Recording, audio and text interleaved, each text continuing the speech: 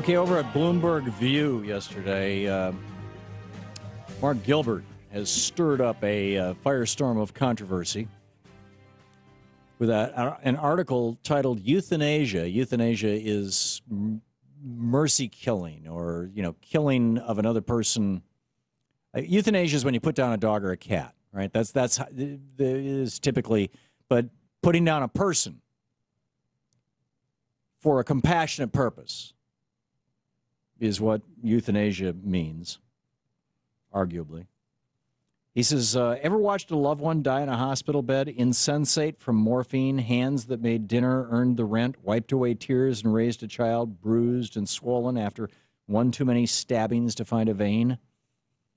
If not, you probably will, ears straining for the final rattle in the throat and the skipped breath. And you'll probably wonder, is this the way life ends? Not with a bang, not with rage against the dying of the light, but only the prolonged agony of awaiting the inevitable? And you may also start to think maybe the folks at Dignitas in Switzerland are onto something with their assisted suicide program for the terminally ill. And maybe the UK has noticed.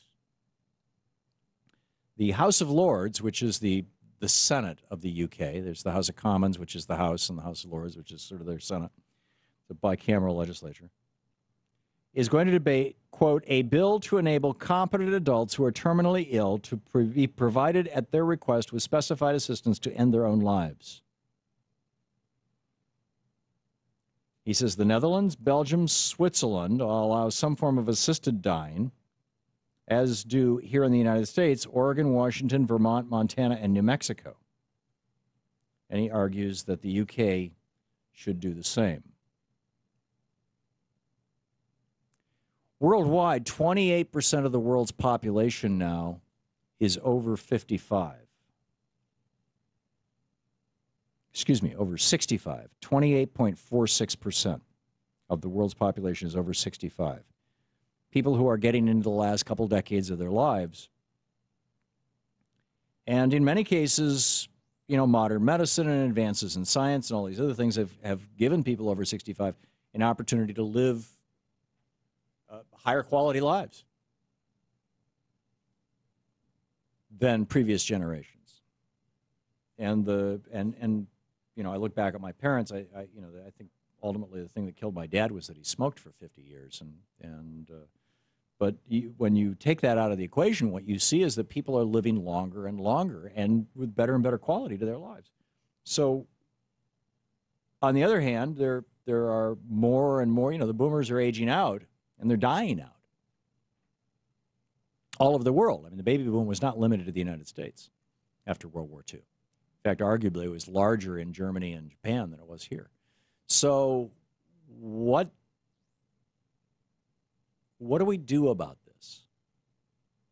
In Switzerland, well, first of all, let me tell you about my experience when I was living in Oregon.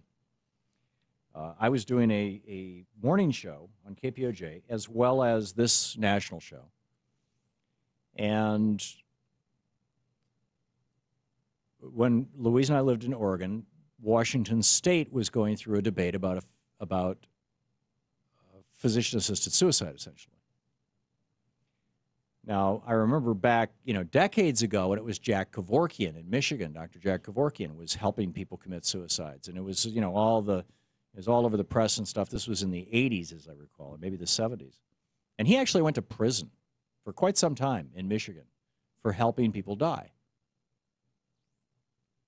And so I think that Washington State was the first state to do this, and I think it took a citizens' initiative, a ballot measure, to say that if 2 doctors certify that you have less than 6 months to live and you are in pain, then a doctor who is licensed to do so, and you have to be licensed basically as a death doctor. A doctor can prescribe for you a fatal dose of a drug. I believe that they're barbiturates. It's one of the, like Seconal or whatever it is.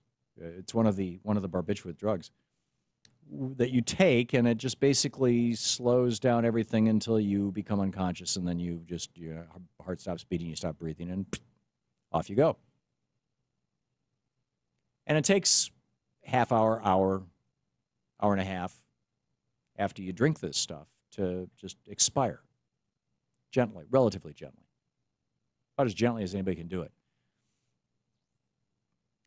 This, by the way, raises the question, if we're going to have capital punishment in this country, which I don't think we should have, but if we're going to have capital punishment in this country, why are we sticking needles in people?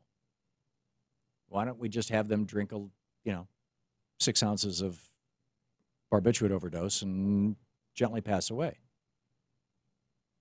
And I think the answer to that is that, you've got to watch. They've got this peanut gallery that watches the execution, and people don't want to sit there for an hour and a half waiting for somebody to die,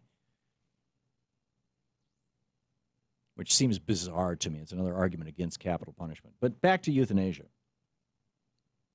When this was happening in Washington State, we had a number of people on the program, mostly religious people, saying this is wrong, this is a sin, it's against the Bible.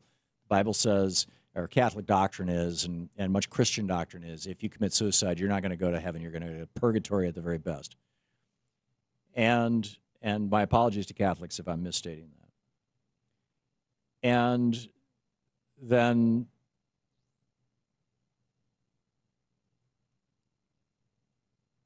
after it was passed, after this law was passed in Washington State,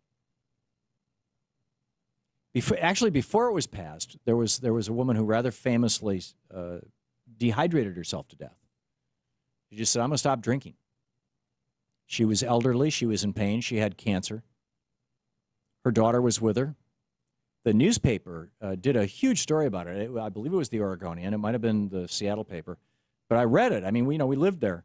And this was like a big weekend feature, a 3-page story and pictures and all this kind of stuff. And the reporter was there with her all the way to the end. And it takes about a week of not drinking anything for your kidneys to just shut down and you die.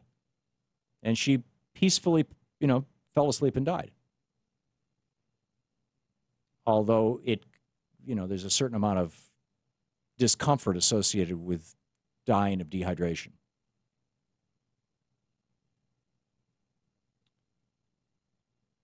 Which is, I think, is essentially what I saw happen with my father. He had stroked out, and after about 5 or 6 days, they were giving him no liquids, nothing. And I personally believe that he had died of dehydration at the very end. But in any case, we had, after this got legalized, we had a fellow on who had been given one of these prescriptions, and his doctor on our program. And he said,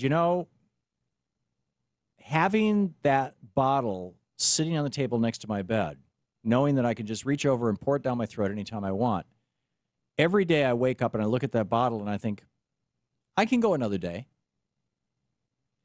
Whereas, had I not known that I could end the pain easily, I might have been frantically running around looking for a gun to shoot myself with or whatever, trying to furtively, and try to keep the family away. And how do you do it without making a mess? My best friend, Clark, when I was a kid, committed suicide with a gun. It makes a horrible mess. He had been drafted. Or joined the Army to avoid the draft, whatever. Came back home from basic training out over the Christmas holiday and took himself out. It's a very different thing. That's not euthanasia, that's suicide. So should we be sanctioning euthanasia in the United States? In Switzerland, there's actually this clinic, Dignitas, where people go to die. And in 5 states in the United States, doctors can prescribe overdoses. Should we do more of them? This is the Thom Hartmann Program. And in fact, I'd take it a step beyond that. Should our religious leaders be looking at ways to teach people how to pass appropriately?